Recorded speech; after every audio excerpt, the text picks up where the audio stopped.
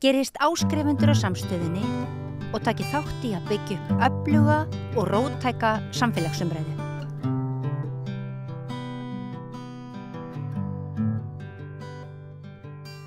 Nú ætlum við að ræða sjókvíaeldi sem við svolítið gert undanfarið, kannski ekki alveg allra síðustu daga og vikur, en nú ætlum við að fara til Seyðisfjarðar.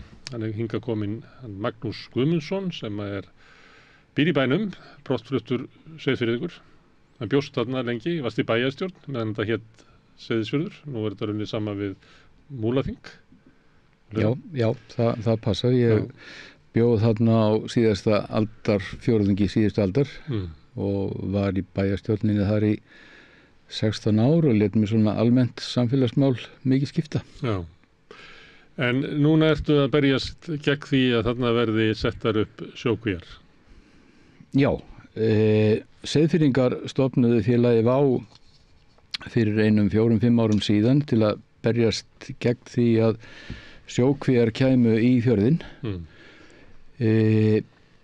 Og fyrir svona cirka 3 árum síðan þá fórum við að fylgjast með þessu, ég og kona mín, og höfum tekið þátt í þessari baráttu síðan og ætlum að fylgja því alla leið. Af hverju vill þessi hópur Seyðfirðinga ekki fá sjókvíar? Það hefur nú verið að gera kannanir, bendir til þess að 70% íbúa séu þessar skoðunar, ekki? Jú, það er og hvað það sem af hverju vilja ekki sjókvíar? Ástæðan svo að mönnum hugnast ekki þessi atvinnuvegur og hann passar svo illa inn í það umhverfi, það atvinnuumhverfi og félagslegt umhverfi sem að hefur verið að byggjast upp í Seyðisfirði síðustu, við skulum segja 20 árin.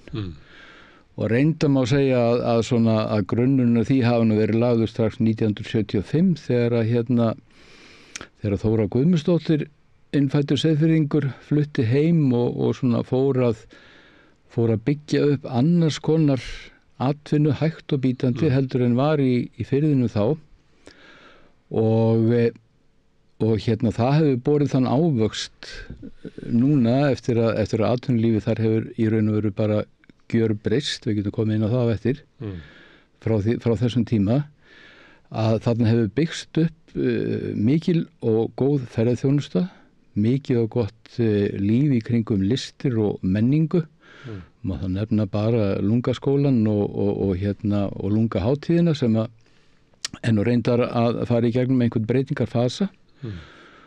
Og fjörðurinn hefur og staðurinn hefur svona markað sér sérstöðu eiginlega á heimsvísu og búið sér til ákveðið orðspor. Og það orðspor sem sagt byggir meðal annars á því að hafa náttúruvænt umhverfi og sjókvíaeldi í eðli sínu bara ekki náttúruvænt. Og fólk sem búið að leggja sér fram og leggja hjarta sitt í það að byggja upp þessi atvinnuvegi sem eru þarna núna, það bara óttast afkomu sína og hvað verður orðspor. Þóra hefur orðað þannig að það tekur 50 ára að byggja upp orðspor en 1 ára að eyðileggja það. Seyðisfjörður hefur breyst meðal annars vegna þess að Seyðisfjörður er líklega einn af þeim stöðum sem svona töpuðu í kvótakerfinu. Dregið úr vægi sjávarútvegs og fiskvinnslu í bænum. Já, vissulega Þegar ég flutti austur þarna 1977 þá voru í bænum 2 öflug fiskvinnslufyrirtæki. Það voru 4 fiskiskip sem lönduðu þar reglulega. Í bænum voru 2 öflugar vélsmiður sem voru með 30-40 manns í vinnu hvor og 2 fiskimjölsverksmiðjur. Þetta eiginlega allt saman farið. Og þetta hefur og stór hluti af þessu var farin aldamótin. En síðasta breytingi var núna í fyrra þegar að síldarvinnslan keypti upp það sem eftir var af útgerð og fiskvinnslu á Seyðisfirði. Til að flytja það í burtu? Eða það ekki orðið ljóst hvað það á að gera? Þeir eru búin að búið að loka þessu og búið fólki bara að eiga húsinu, það ekki? Það búið að loka þessu og og það í gangi nefnd á vegum sveitarfélagsins sem að Síldarvinnslan hefur reyndar aðkomu að, sem að kortleggja hugsanlega nýja starfsemi meðal annars í gamla frystihúsinu. En sem sagt kvótinn endanlega farinn frá Seyðisfirði. Já, þannig að þessi bær sem að byggðist náttúrulega sem sjávarútvegsstaður, það engin sjávarútvegur annað lengur. Nei. Og þá ætlum ég bara ítreka aftur, en á meðan á öllum þessum breytingum hefur staðið, þá hefur fólk þannig heima fyrir byggt sér upp nýtt samfélag. Og ítreka það bara sem ég segi áðan, það það samfélag sem menn eru hræddir við að breytist og hætti að dafna ef að kemur svona nýr framandi náttúru spillandi atvinnuvegur inn í hérna fjörðin. Það var þegar Andri Snær var að skrifa bókina sína og svona reka sitt erindi, þá var til hugtakið eitthvað annað. Það var spurt hvað ætti að byggja upp þá í staðinn ef við höfum ekki stóriðju eða við höfum ekki hitt og þetta, og þá var það eitthvað annað. Seyðisfjörður dæmi að það sé hægt að byggja eitthvað upp úr eitthvað annað? Já, klárlega. Það bara liggur í augum uppi.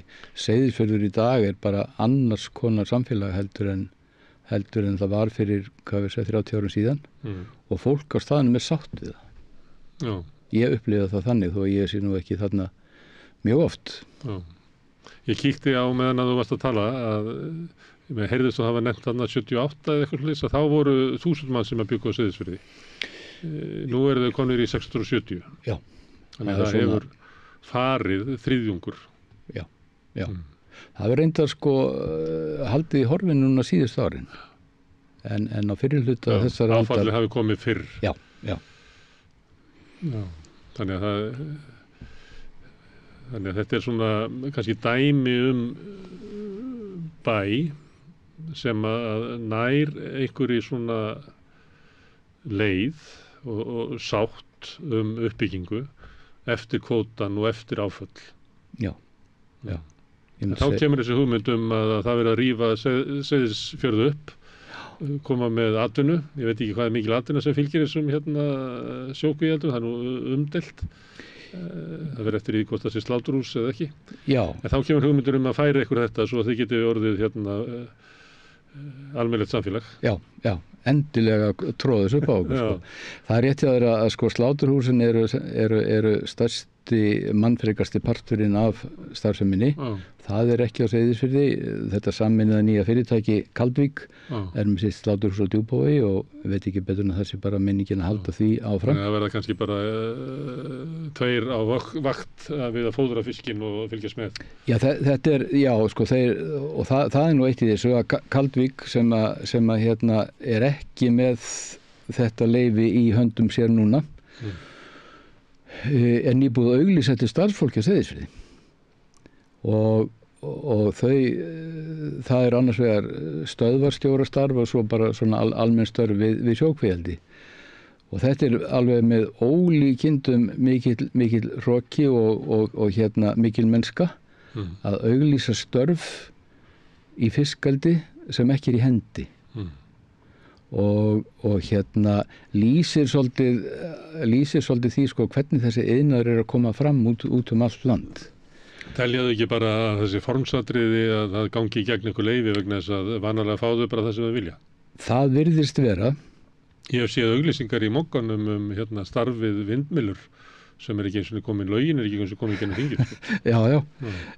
Og svona til að býta höfuð á skömminni þá létu þau líka koma fram þegar þeir voru að tala að þetta væri innan seilingar í Seyðisfirði, að þau veru með umsókn fiskeldi í Mjóafirði. Nú það þannig að í Mjóafjörður fór illuheilli inn í strandveiðaskipulagið, og þar gerir skipulagið ráð fyrir fiskeldi. En það verður að afgreiða það samkvæmt nýju reglunum það verður að fara í útboð ef og þegar að því verður. Og það vill svo til að það hvorki búið að burðarþolsmeta nýja umhverfismeta Mjóafjörð, en þeir ljúga því upp í opingeða okkur að þeir sem með umsókn fiskeldi í Mjóafirði, og ég forvitnast það hjá MAST hvort að þetta væri rétt og fekk svar hæl, nei, það er ekki búið og ekki hægt að auglýsa nein fiskeldissvæði í Mjóafirði þegar búið að ganga frá nauðsynlegum formsatriðum eins og ég sagði áðan. Og þetta er svona framgangsmáti, þetta er framkoma þessa félags að skreita sig með stolnum fjöðrum. Hver á þetta félag? Sko ég er ekki alveg með það á hreinu hver á þetta félag, því að nú er stundum er talað kennitöluflakk en þarna hefur átt í stað nafnaflakk vegna þess að maður veit aldrei hvað þetta fyrirtæki heitir, en nú er allavega búið að stofna þetta félag Kaldvík sem að sameinar 3 ef ekki 4 önnur fyrirtæki sem voru fyrir, og ég hef ekki kynnt mér hvernig þetta er en þetta er að stórum hluta í eigu norskra manna. Einhverjir lífeyrissjóðir eiga held í þessu líka og þeir sem að stofnuðu fiskeldi Austfjarða eða Laxa upphaflega, en ég hef þetta ekki nákvæmt.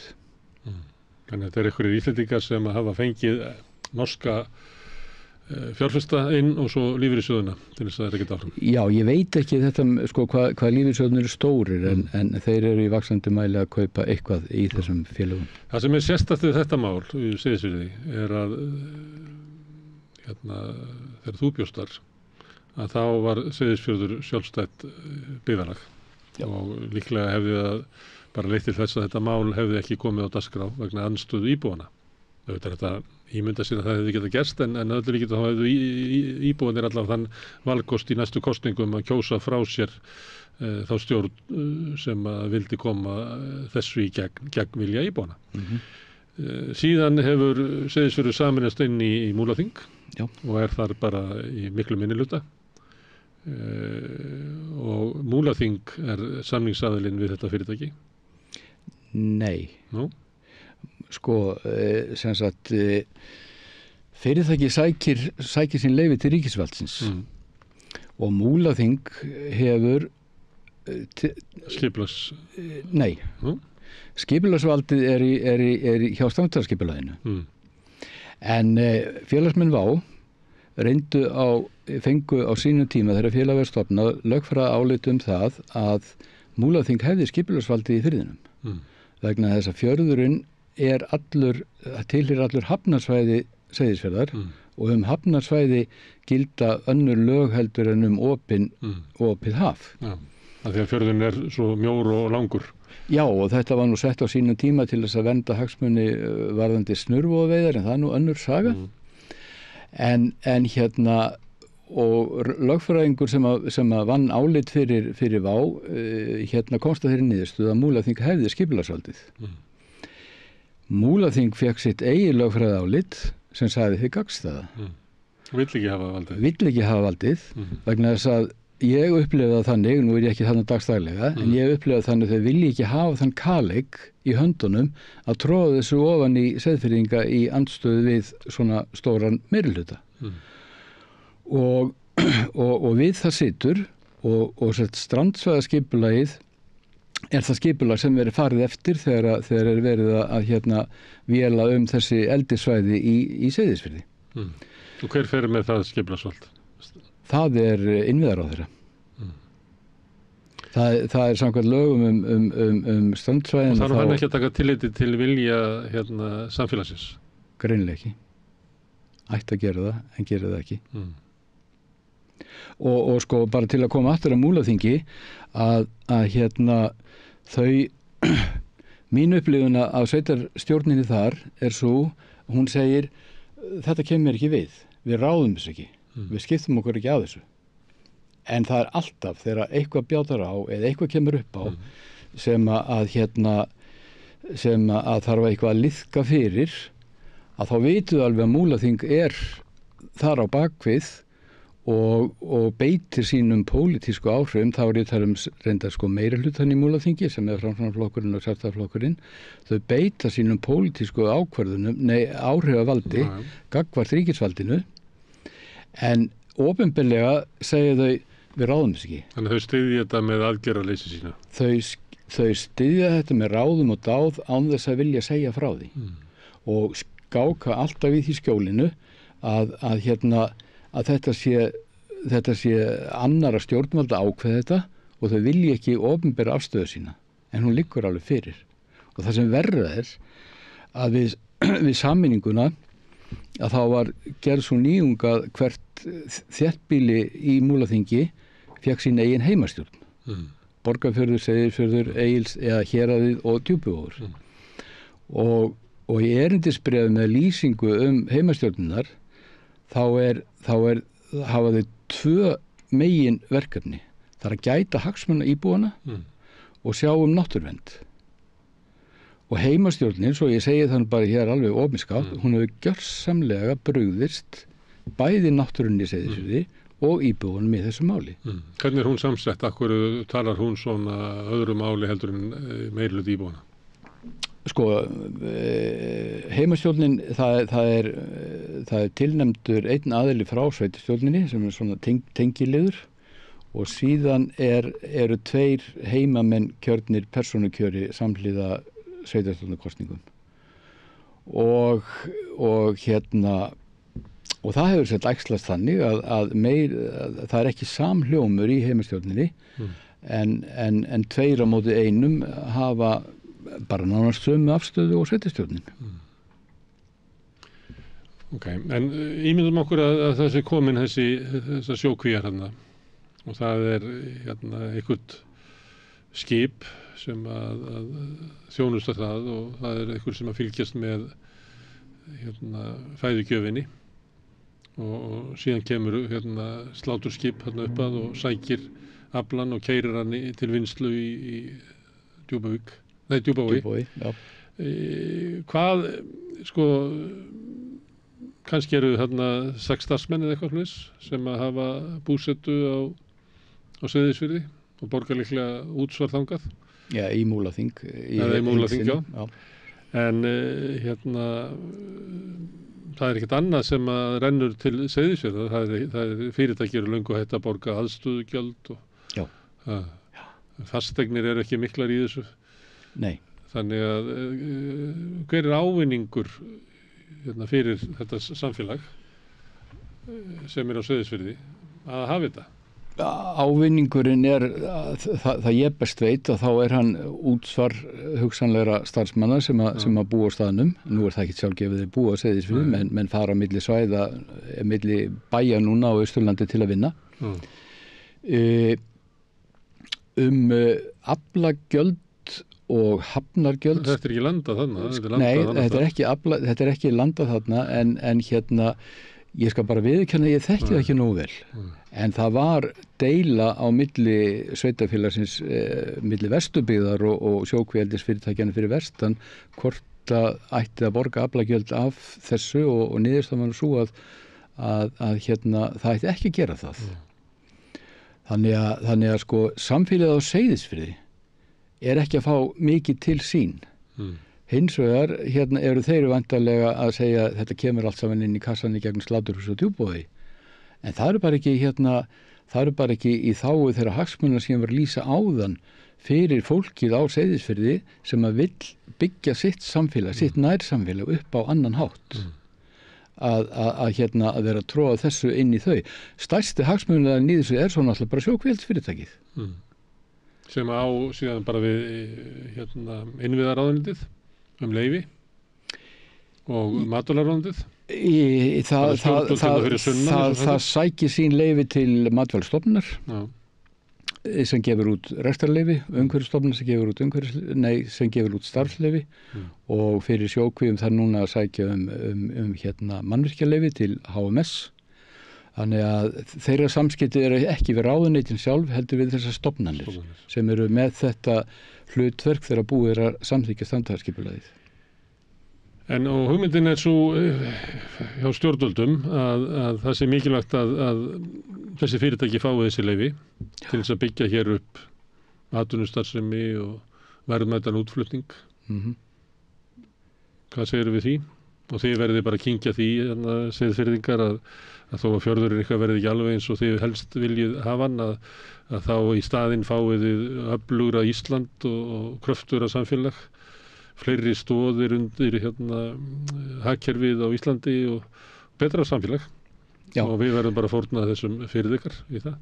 Já, sko, Seyðfirðingar er ekki tilbúin til að fórna sínum fyrir þetta og ítreka allt sem ég sagði áðan. Ég ætla ekki að vitna í fyrirverandi stjórnarformann, ég held að hann sé frá Arnarlaxi, frekar en frá einhverju norsku fyrirtæki sem á eða átt í Arnarlaxi. Hann sagði í viðtali og hefur ekki dregið þetta tilbaka það ég veit fyrir 1-2 árum síðan, sjókvíaeldi í opnum sjókvíum er deyjandi iðnaður. Og ég ætla bara að trúa því að það sé svo og það er líka þannig sko ef maður hlustar á óháða vísindamenn og ég ætla bara að vitna í Jóhannes Sturlaugsson sem hefur nú verið hér í viðtali hjá þér ef ég maður rétt og er ádráttarlaus það hvað áhrif þetta hefur á lífríkið að hann hefur sko verið eins og nafnans í eyðimörkinni í gamla dag, hann hefur verið hrópandinn í eyðimörkin sem enginn hefur viljað taka mark á en veit þó meira heldur en margur annar og þá að því þú ert að tala nýtt Ísland eða ný stoð undir Íslandi hann kom með mjög skemmtilega ábendingu og hugmynd sko sjókvíaeldi, partur af því að sjókvíaeldi er bara óvistvæn atvinnugrein er svo að þú ert að taka dýraprótein úr fiskimjöli og lýsi og prótein úr sojabönum gefa það laxum og öðrum laxfiskum og búa til prótein og slóganið hjá þessum fyrirtækjum við erum að brauðfæða heiminn sem rangt vegna þess að þeir eru að brauðfæða hæstu tekjutíundina í Evrópu, Asíu og Bandaríkjunum ef að þessi fyrirtæki væru í þeirri misjón að brauðfæða heiminn þá væru þau að taka fiskimjöli, lýsið og sojabönirnar og allt það sem þessi fiskur étur vera með nýsköpun í gangi og búa til fæðu úr þessu fyrir þurfandi fólk annars staðar heldur en í efstu lögunum í hinu svokallaða fyrsta heimi og kerfið sem þessi fyrirtæki starfa í ekki með það markmið að brauðfæða heiminn heldur að sækja sem mestan arð til þess að færa eigendur sínum. Já, það er bara nákvæmlega þannig. Þetta er kapitalismi og ég er ekki betur en allir sem voru ánægð með hann. Ekki ég.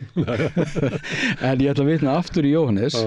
Hann nefnilega nefndi það að það hefði verið hægt að skapa atvinnu eða búa til ný fyrirtæki á stöðunum þar sem fiskeldið er núna með því að vera með nýsköpunarstyrki sem að færu í það sem að menn eru búin að tala í áratugi að það er að gera mannafæði úr mjölun okkar og lýsinu og mér datt þetta í hug núna daginn þegar ég var að sjá það að það er einhver nýsköpunarsjóður sem að er verið að úthluta úr núna einhverjum 20 milljarða á hverju ári ég held ég hafi séð 25 milljarða í fyrra og úr þessum sjóði fá aðlega stöndu fyrirtæki í hugbúnaðargeiranum og víða annars staðar og eru reyndar orðin uppvísa því samkvæmt skattinum að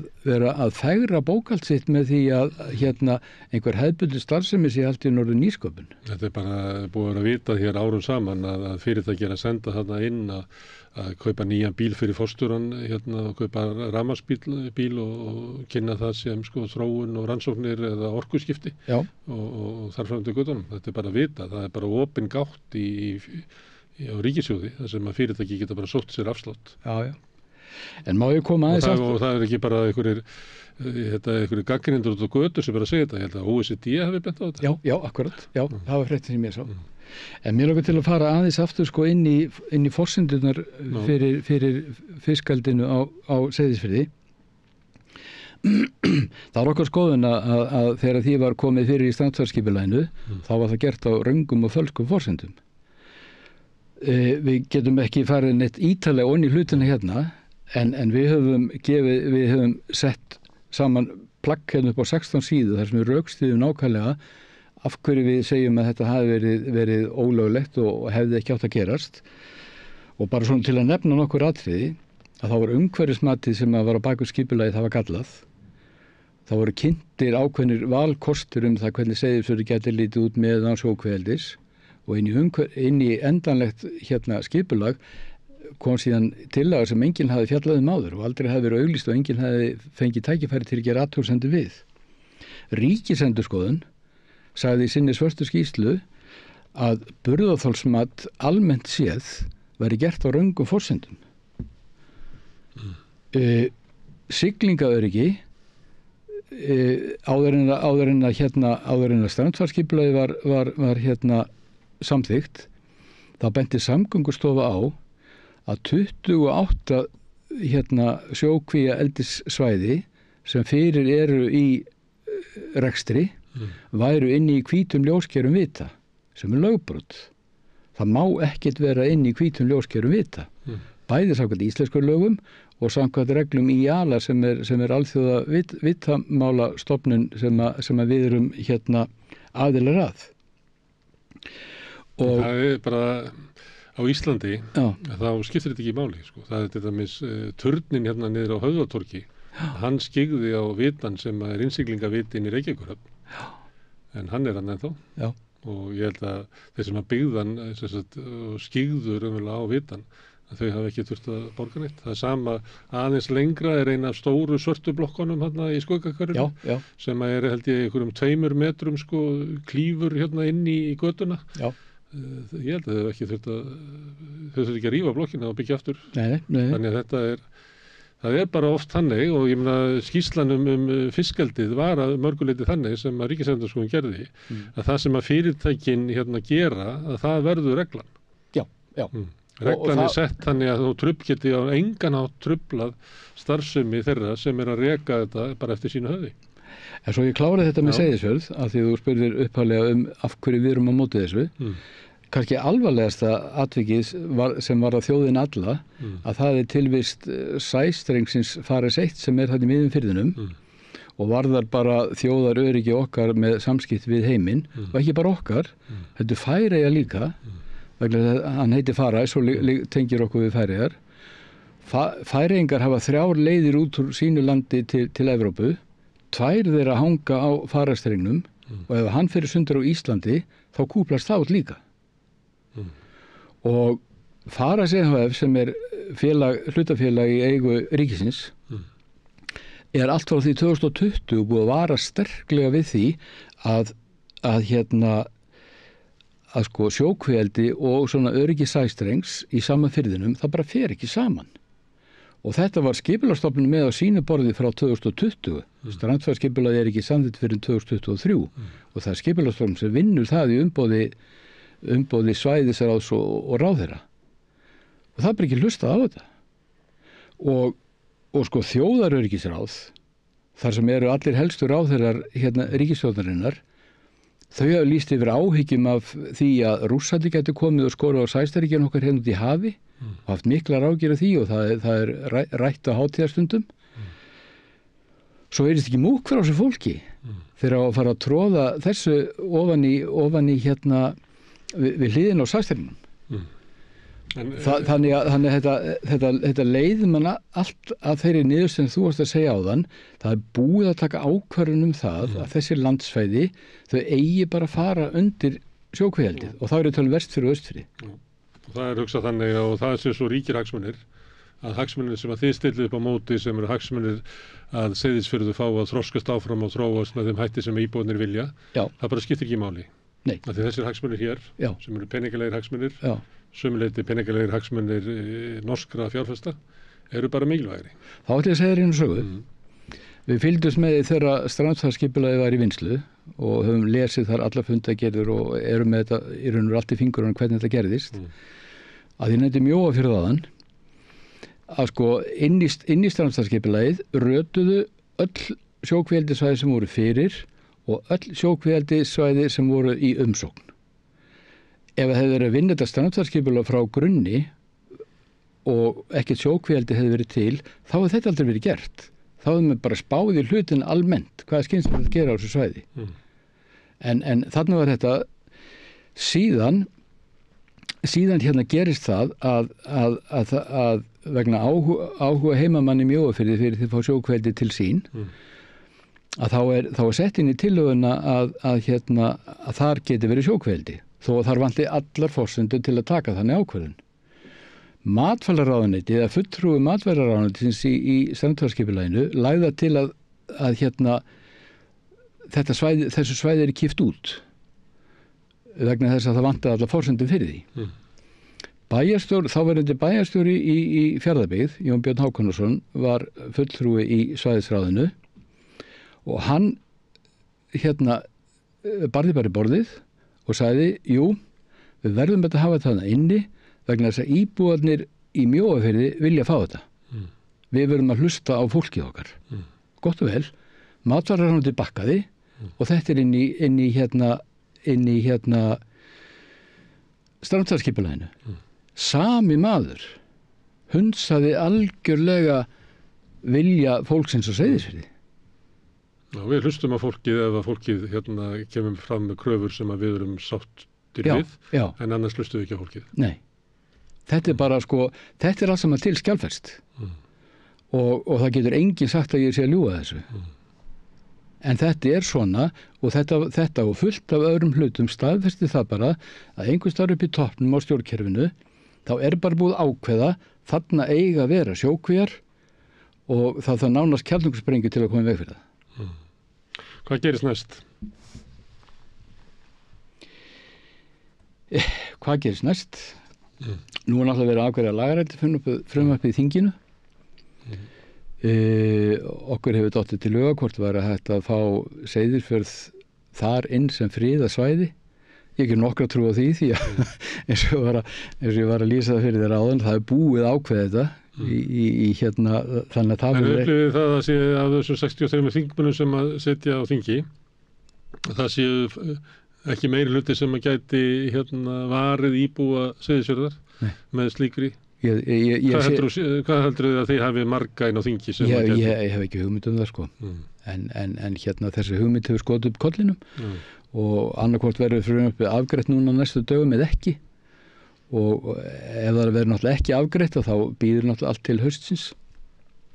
En það sem gerist á næstu dögum með Seyðisfjörð er að það er svona byrjað að vinna úr sókninni eldið í Seyðisfirði hjá Matvælastofnun en það sem við komumst næst er að það verði ekki afgreitt á næstu mánuðum, ekki allar næstu mánuðum og það sem gerist frá okkar hendi er að við bara höldum áfram að berjast og vera í sambandi við alla þær stofnanir ríkisins sem eru að véla með þetta mál og reyna af okkar veika mætti að koma í veg fyrir þetta.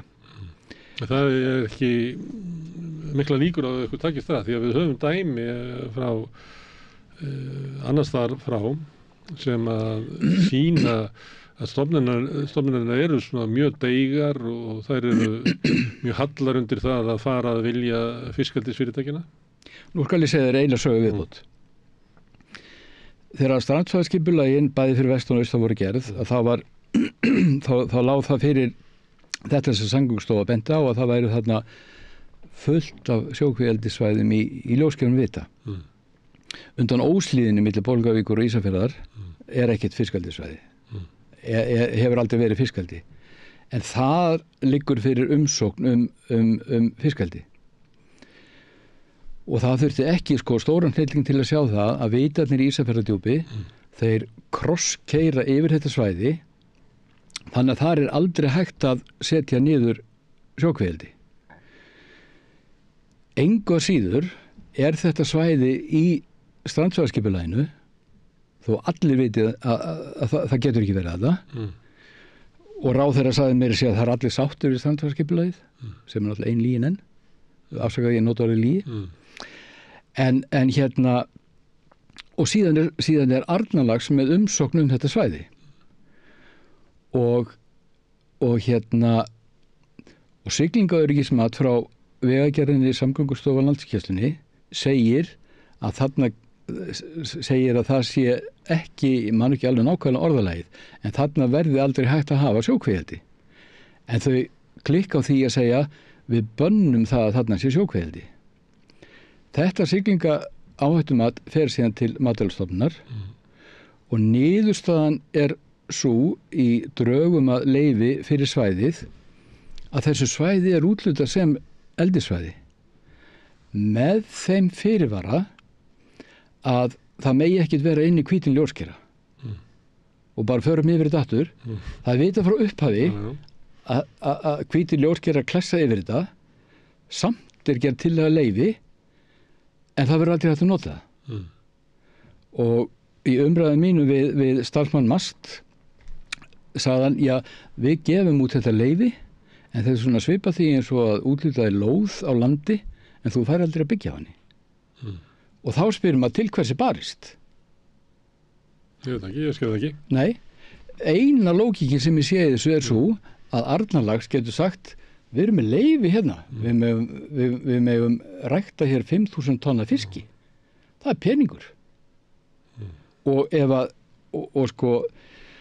og svo er annað sem ég hef miklar áhyggjur af, að það ef það verður á endanum að þetta leyfi verður raunverulegt, eins og reyndar svæði í nágrenninu við Arnarnes til dæmis sem eru 90% coverað af hvítum ljóskerum, að þessi fyrirtæki eru fræg fyrir það að segja, við höfum leyfi, við fáum ekki nota það, við förum með mál. Við förum í skaðabótamál. Og þið verður að færa bara vitana eða eitthvað. Ríkið er vísvitandi eða ekki vísvitandi að færa þessu fólki, eða þessum mönnum, þessum fyrirtækjum, sem sagt, verðmætt upp í hendunar sem það getur síðan notað til að kreista pening út úr ríkinu seinna með skaðabótamáli. Það er engin glóri í þessu. Og kynnt þetta í fjárfestakynningum til lífeyrissjóðanna sem koma inn og kaupa þarna inni. Já. Herðu, Magnús, það er fróðlegt að fá þig hingað til þess að ræða sjókvíaeldi í Seyðisfirði. Ég hef getað haldið áfram í hálftíma. Já, þú gefur bara aftur. Kærar þakkir. Já, takk sömuleiðis. En ég ætla að sitja hérna áfram að reyna að skilja þennan heim. Næsti kafli eftir augnablik. Fjárhagserfiðleikar eru afgerandi meiri hjá eflingarfólki en öðrum á vinnumarkaðnum. Hvernig getum við réttlætt það? Efling stéttarfélag. Barátta fyrir betra lífi. Með því að ganga í leigjendasamtökin styður þú baráttu leigjenda. Leigjendasamtökin eru fyrir öll þau sem vilja vinna að réttlæti og öryggi á húsnæðismarkaði. Leigjendasamtökin.is